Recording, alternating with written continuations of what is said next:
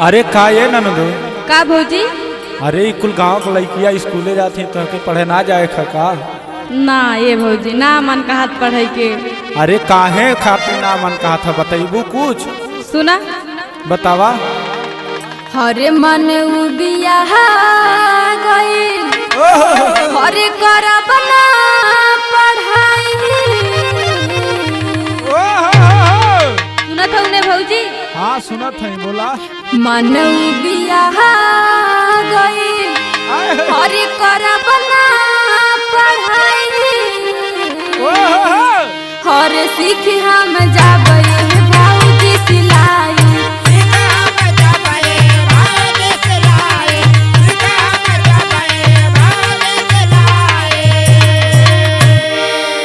और सुनाइए भौजी। बतावा ये ननदो। हरे धागा अस्तर फहाल लगाइब कलर के मिला। हरे सीख हम जाबे भौजी सिलाई।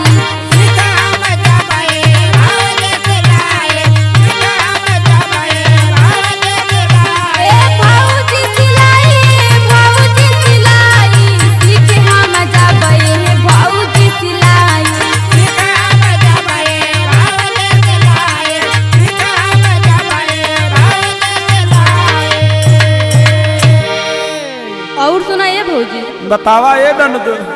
जोन तू बाहरे सिलाई देलू हम ही सिलबहो है। हाँ सुना। अच्छा बतावा। हरे जबले रहब तोहके पहिनाइब चुनी चुनी के। हरे ससुरे में होई बखाने है गुन के। सुनत हो ने भौजी? हाँ सुनत है। हरे दे तू ये भौजी मशीन तू दिलाई। सीख हम जाबे भौजी सिलाई।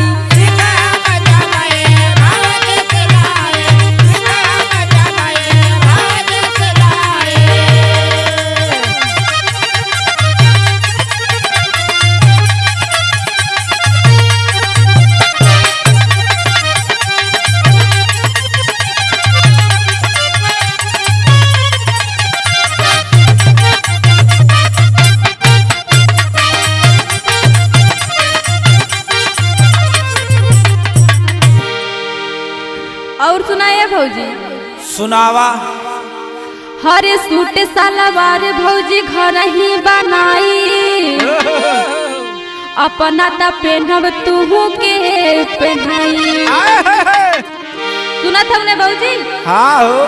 हरे सूट सलवार भौजी घर ही बनाई। हरे अपना त पहनब भौजी तू के पहनाई। हरे पूछ ले तू भैया से फोनमा मिलाई। सीख हम जाबे भौजी